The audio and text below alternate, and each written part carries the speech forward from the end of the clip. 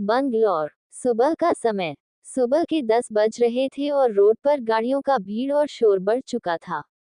सब लोग जल्द से जल्द अपने काम पर पहुंच जाना चाहते थे ताकि उन्हें अपने बॉस की डांट न सुननी पड़े। वही उस रोड पर बने एक फ्लैट के कमरे में एक लड़की जल्दी जल्दी अपना सामान पैक करती है और एक हाथ में सेब और दूसरे हाथ में कॉफी लेकर और अपने फोन को अपने कान से सटाकर बाहर की ओर जाते हुए कहती है, हे अनिशा, इंचार्ज को कह दे मेरा छोटा सा एक्सीडेंट हो गया है, मुझे आने में इसलिए लेट हो गया है। पीछे उसका सामान डालने में मदद कर रही उसकी माँ जस्सी जब अपनी बेटी नैन्सी की ये बात सुनती है तो गुस्से से अपने पैर से चप्पल निकालकर उसकी तरफ फेंकती है और कहती है, खसमानू खाने की बकवास कर दी पे। सारी रात फोन चे गेम तो लगी पई रहंदी है। फिर सुबह लेट उठती हैं और तैयार होती हैं और फिर रोज कोई ना कोई बहाना मार देती हैं। 100 बार तो इसकी दादी डुलगी जो इसके पैदा होने से पहले ही मर चुकी हैं।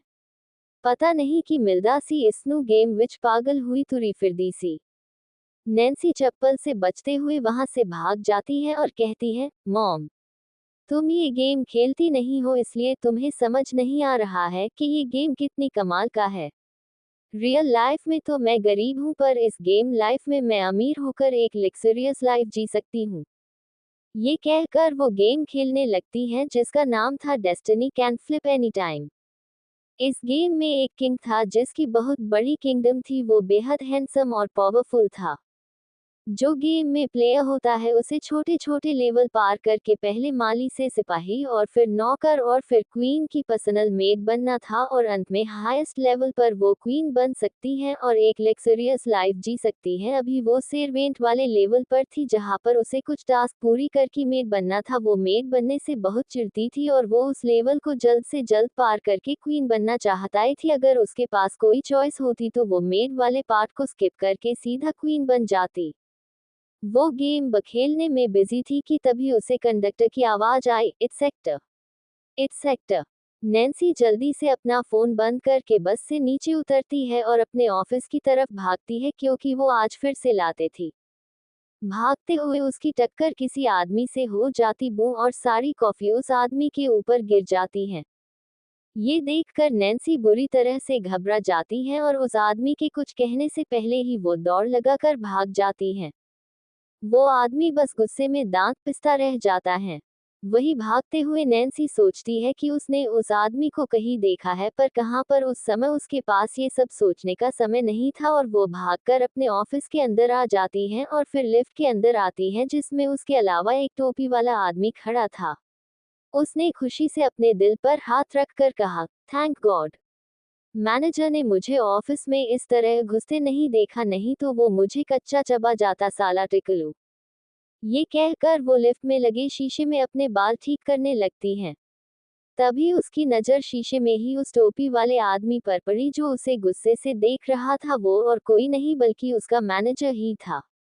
वो बुरी तरह से घबरा जाती है और अपने चेहरे पर एक नकली मुस्कान चिपका कर अपने मैनेजर की तरफ घुमती है। हाँ हाँ, good morning Sharma sir, how are you. Sharma गुस्से से चीखते हुए कहता है, एक तो तुम लेट आए हो और दूसरा मुझे टिकलू कह रही थी। नैन्सी नीचे देखते हुए कहती है, खुद तो लेट आया है और मुझे कह रहा है। मैनेजर गुस्से से कहता है, क्या कहा तुमने। नैन्सी बोली, कुछ नहीं सर, मैं क्या कह सकती हूँ। तब मैनेजर गुस्से से कहता है, अब तुम देखो, अब तो गई तुम। वो एक फाइल निकाल कर नैन्सी की तरफ फेंकता है और कहता है, जब तक ये फाइल कंप्लीट ना हो तब तक तुम्हें घर जाने की परमिशन नहीं है। ये कहकर वो गुस्से से लिफ्ट से बाहर निकल जाता है। नैन्सी गुस्से से अपनी मुट्ठी बिछ लेती है और कहती है, ये टिकलू खुद को समझता क्या है। नैन्सी, क्या जिंदगी है तुम्हारी, थोड़े से पैसे के लिए क्या क्या करना पड़ रहा है। ये कहकर वो लिफ्ट से बाहर आती हैं और फाइल में लग जाती हैं। उसकी दोस्त मुस्कुराकर उसे कहती है, क्या भाई, आज वर्कहॉलिक हो गई है।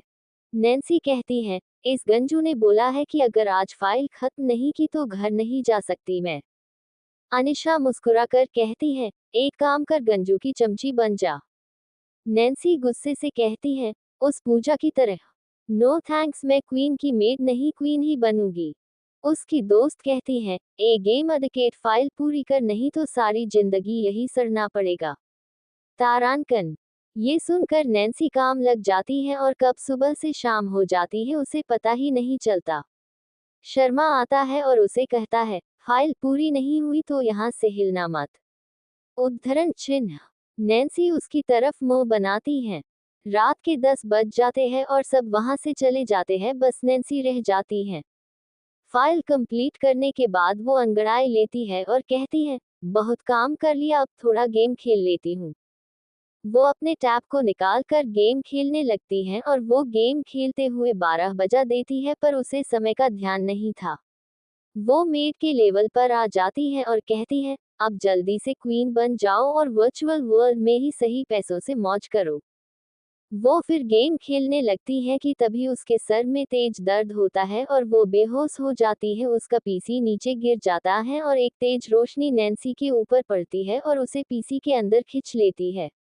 पिछले एपिसोड में हमने कहानी की हीरोइन नैन्सी के बारे में जानते हैं, जो कि अपनी रियल लाइफ से बिल्कुल भी सैटिस्फाइड नहीं है और हर समय एक गेम खेलती रहती है जिसमें वो क्वीन बनना चाहती है। अब आगे। जल्द ही नैन्सी उस लेवल पर आ जाती थी जो कि मेड वाला लेवल था। वो मेड क्वीन की छोटी बहन थी जिसे किंग जरा भी पसंद नहीं करता था और अक्सर उसे परेशान करता था। नैन्सी गेम खेलते हुए कहती है, I just hate this made. जल्दी से ये लेवल पूरा हो और मैं क्वीन बन जाऊं। पर तभी उसके सर में बहुत तेज दर्द होता है और उसका पीसी जमीन पर गिर जाता है और उसके अंदर से एक लाइट निकलती है जो उसे गेम के अंदर खींच लेती है। उसे कुछ समझ नहीं आता है कि उसके साथ एग्जैक्टली हुआ क्या था, पर वो समझ गई थी कि वो मर रही थी। उसे अपनी मौत के समय भी इस बात का दुख होता है कि वो मेड से क्वीन नहीं बन पाई है। जल्द ही उसकी आंखें बंद होने लगती हैं और वो फिर सो जाती हैं और उसे उस समय महसूस होता है कि वो कहीं दूर आसमां में जा रही है। उसने अब अपने शरीर को ढीला छोड़ दिया था और वो गहरी नींद में सो गई। तभी किसी ने उसके मुंह पर पानी मारा और वो एक झटके में उठ गई। उसने गुस्से से अपने दांत पीसकर कहा, ये मैनेजर तो मुझे सोने भी नहीं देता। वो अपनी आंखें मसल कर उस इंसान की तरफ देखती है तो अपने सामने अपने टिकलू मैनेजर को नहीं बल्कि एक बेहद सुंदर लड़की को पाती है जिसने बेहद महंगे ब्रांड के कपड़े पहने हुए थे और वो एक अलग ही जगह पर थी। नैन्सी ने हैरान होकर कहा, तुम कौन हो और मैं कहाँ हूँ? तब वो लड़की चिढ़कर कहती है, ए रूही पागल हो गई है क्या? माँ ने तुझे इतनी जोर से भी नहीं मारा कि तू अपनी यादाश्त भूल जाए। ये सुनकर नैन्सी हैरान होकर कहती है, रूही? हु इज रूही और किस माई के लाल में इतनी हिम्मत है कि वो मुझे मारे? वो लड़की हैरान होकर नैन्सी को देखती है और फिर जोर से चिल्लाकर कहती है, मॉम, रूही पागल हो गई है। ये कहकर वो वहां से पैर पटक कर वहां से चली जाती है। नैन्सी खड़ी होकर कहती है, ये कौन सी जगह है और ये कौन पागल लोग हैं? उद्धरण चिन्ह। ये कहकर वो अपने कपड़े झाड़ने लगती है कि तभी वो अपने कपड़ों को देखकर हैरान रह जाती है। उसने एक ब्लैक कलर की मेड वाली ड्रेस पहनी हुई थी और उसके बाल बेहद लंबे हो गए थे।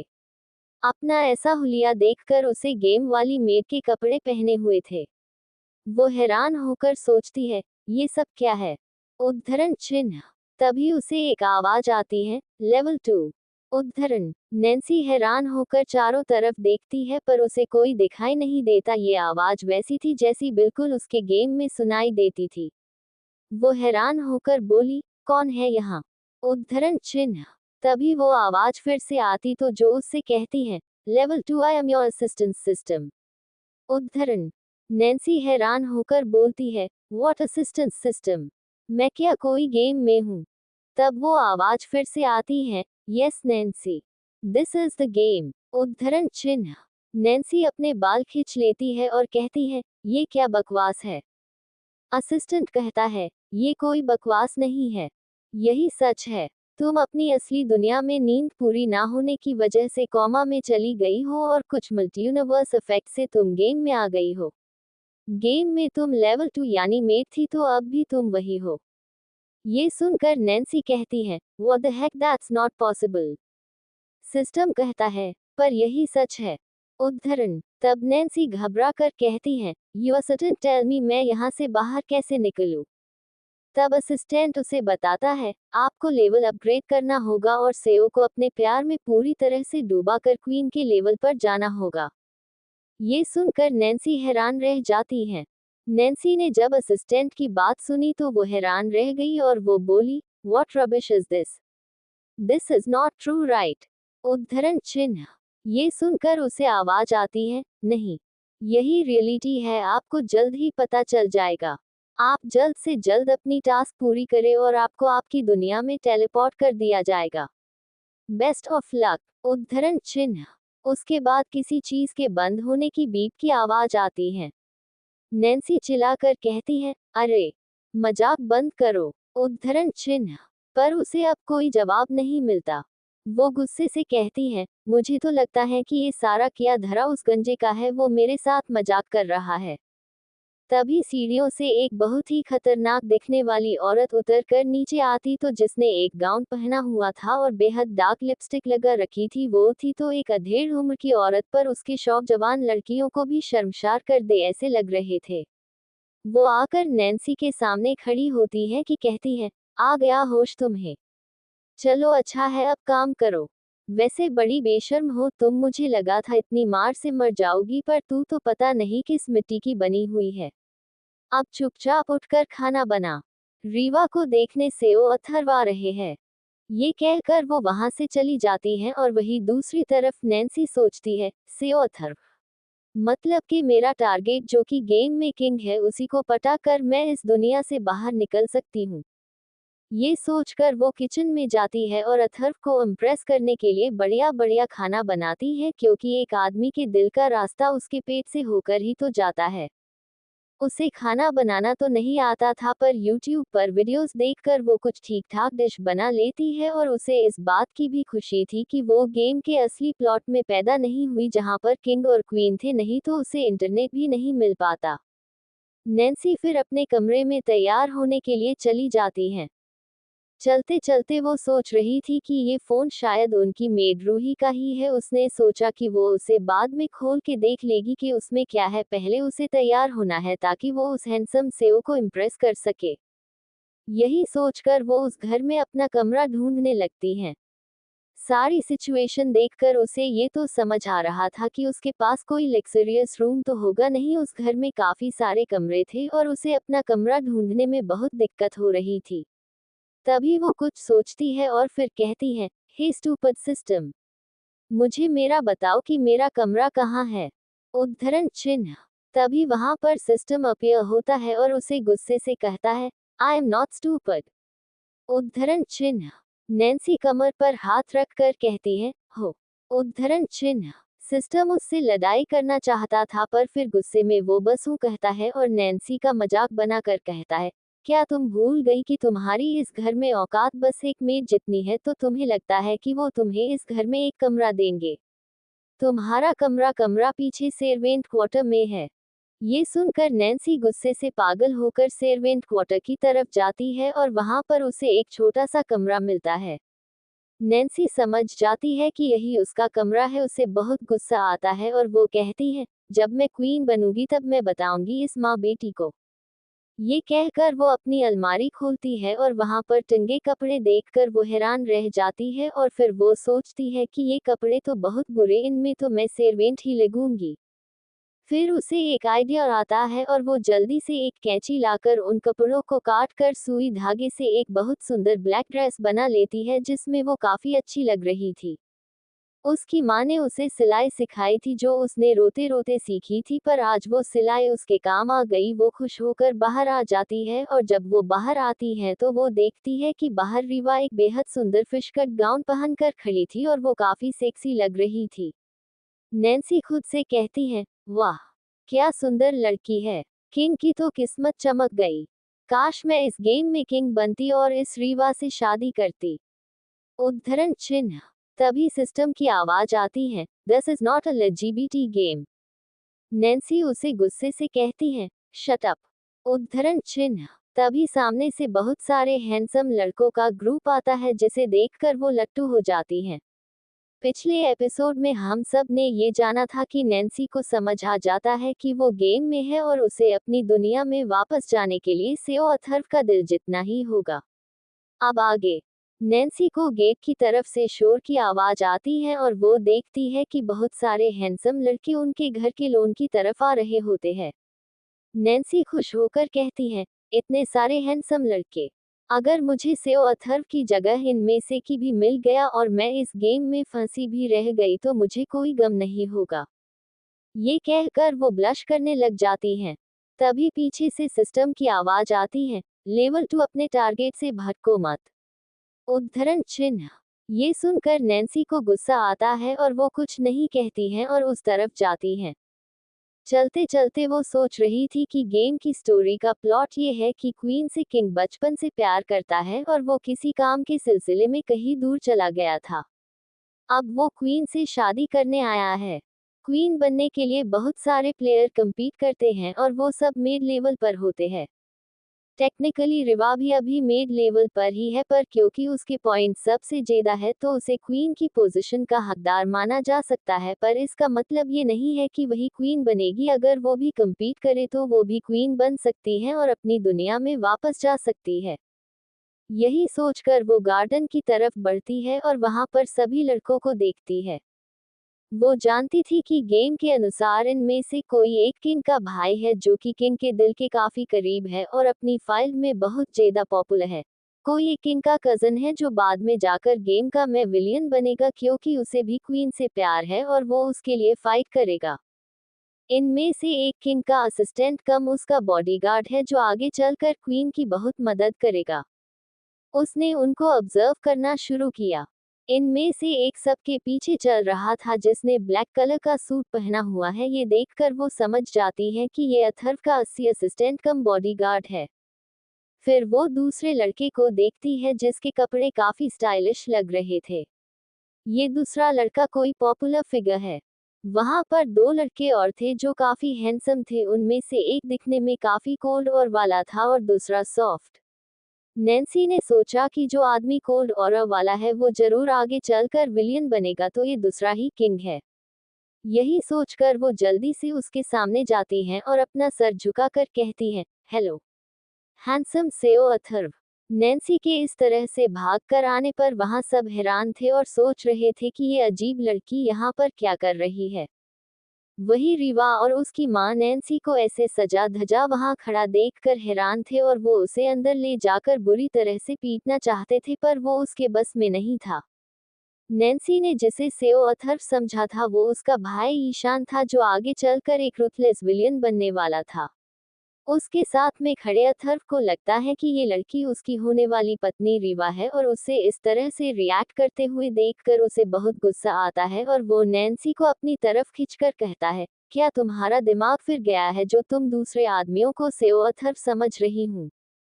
ये कहते समय उसकी आंखों में गुस्सा और जलन साफ देखी जा सकती थी। उसका ऐसा डोमिनेटिंग ऑरा देखकर नैन्सी घबराने के साथ साथ शर्मा भी जाती हैं। तभी गुस्से से पागल हुई रीवा वहां आ जाती है और नैन्सी को साइड में धक्का मार कर गिरा देती है और कहती है, आपको गलतफहमी हुई है सेओ अथर्व, ये रीवा नहीं मैं रीवा हूँ, ये मेरी बहन रूही है। ये कहकर वो एक प्यारी सी मुस्कान अथर्व को देती है।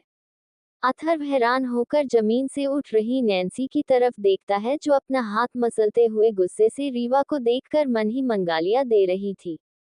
तभी वहां पर रीवा की मां आ जाती हैं और सब लोगों को बैठने के लिए कहती हैं और नैन्सी से कहती हैं, जाओ सबके लिए ड्रिंक्स लेकर आओ। उद्धरण चिन्ह। नैन्सी वहां से चली जाती है। अथर्व की नजर पता नहीं क्यों बार बार नैन्सी पर जा रही थी।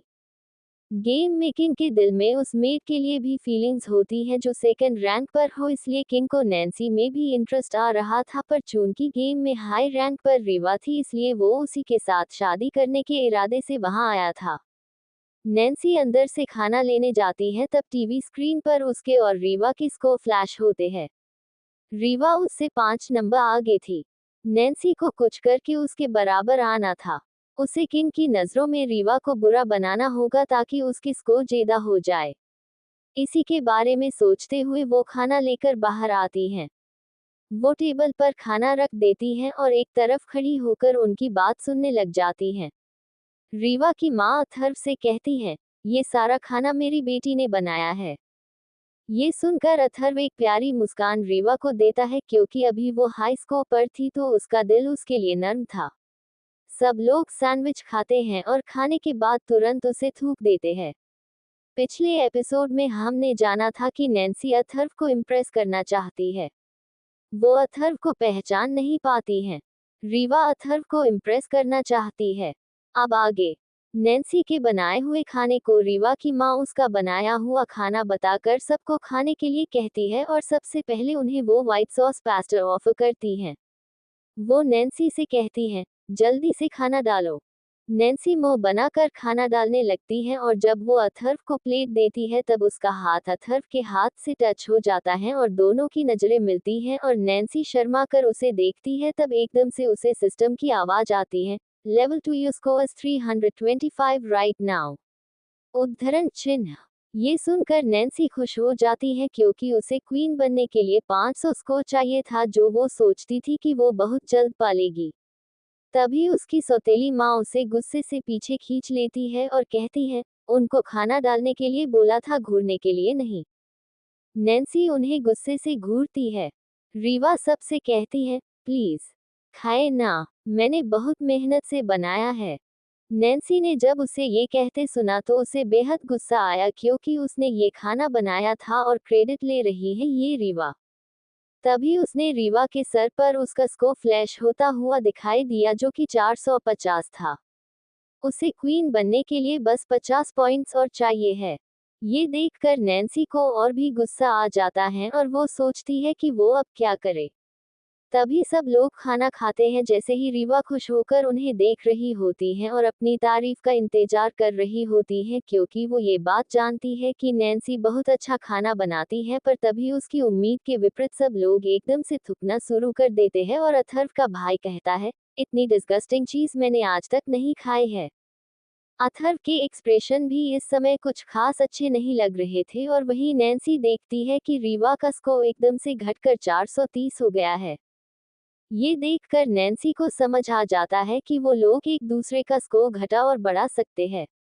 नैन्सी को तो अपना हुक्म का इक्का मिल चुका था। वही रीवा और उसकी माँ नैन्सी को गुस्से से घूर कर देखते हैं। नैन्सी उन लोगों को अवॉइड करती है और जल्दी से वहां रखे एक फ्रूट केक को उठाकर सबको देते हुए कहती है, आप लोगों के मुंह का टेस्ट खराब करने के लिए सॉरी। आप लोग इसे खाकर अपना स्वाद ठीक करिए। उसका ऐसा करते ही उसके 5 पॉइंट्स बढ़ जाते हैं और सिस्टम खुशी से कहता है, वेल डन नैन्सी, तुम बहुत जल्द क्वीन बन जाओगी और अपनी दुनिया में जा पाएगी। वो यही सोचकर खुश हो जाती हैं। तभी रीवा अथर्व से कहती है, अथर्व, मैं आज तुम्हें अपने सामने देखकर बहुत खुश हूँ। इतने सालों के बाद तुम्हें सामने देखकर मुझे काफी खुशी हो रही है। अथर्व ये बात सुनकर रीवा को ध्यान से देखता है और कहता है, मैं भी तुम्हें देखकर खुश हूँ। इस पूरे समय में पहली बार कोई शब्द बोला था। नैन्सी समझ गई कि रीवा क्या बात कर रही है। वो अथर्व को याद दिला रही थी कि वो उसके बचपन का प्यार है। उसे लगता है कि उसे कुछ करना होगा, नहीं तो रीवा क्वीन बन जाएगी और वो ये गेम बुरी तरह से हार जाएगी और उसे इस गेम में सारी जिंदगी मेड बनकर फंसा रहना पड़ेगा और उसे ये बिल्कुल भी मंजूर नहीं था। उसे क्वीन ही बनना है, चाहे उसके बाद वो उस गेम में फंसी रहे। उसे याद आता है कि जब क्वीन वाला लेवल शुरू होता है तो एक मिस्ट्री बॉक्स होता है जिसमें एक रिंग होती है जो क्वीन किंग को विनिंग टाइम पर पहनाकर उससे शादी करती है। नैन्सी ने अंदाजा लगाया कि उस रिंग के बेसिस पर ही अथर्व रूही को अपने बचपन का प्यार समझ रहा है। इसका मतलब है कि वो रिंग अगर किसी के पास भी हो तो अथर्व उसे ही अपना सच्चा प्यार समझेगा। वो ये सोचकर जल्दी से अंदर भाग जाती है। सब लोग उस अजीब लड़की की हरकतों पर हैरान हो जाते हैं। रूही अथर्व से कहती है, लेट्स जस्ट इग्नोर हर। क्या हम दोनों थोड़ी बातें कर ले, अपने पुराने दिन याद कर ले। ये सुनकर अथर्व खड़ा हो जाता है और वो दोनों बातें करने के लिए साइड में चले जाते हैं। कहानी का होने वाला विलियन विहान उन दोनों को जाते हुए नफरत से देखता है। वही अथर्व का पॉपुलर भाई पार्थ, जो कि एक एक्टर था, वो घर को चारों तरफ से देखने लगता है और वही बॉडीगार्ड शांतनु की नज़र अथर्व और रूही पर टिकी होती है ताकि कुछ भी हो तो वो अथर्व को प्रोटेक्ट कर सके। दूसरी तरफ नैन्सी उस मिस्ट्री बॉक्स को रूही के कमरे में ढूंढ रही थी ताकि वो गेम की बाजी को पलट सके। रिंग को ढूंढ रही नैन्सी की नज़र बाहर घूम रहे अथर्व और रूही पर जाती है, जो एक दूसरे से बातें कर रहे थे। नैन्सी ने देखा कि इस समय रूही का स्कोर 470 हो गया था और जल्दी जल्दी बढ़ रहा था। इसका मतलब था कि बहुत जल्द रूही का स्कोर 500 हो जाएगा और वो कुछ नहीं कर पाएगी। वही अथर्व रूही से बचपन की बातें कर रहा था, पर इस समय रूही का फोकस बस ये था कि उसकी जल्द से जल्द अथर्व से शादी हो जाए, इसलिए वो पास्ट की बातों को इग्नोर करके फ्यूचर पर फोकस करना चाह रही थी। नैन्सी देखती है कि रूही का स्कोर इस समय 498 हो गया है और वो बुरी तरह से घबरा जाती है।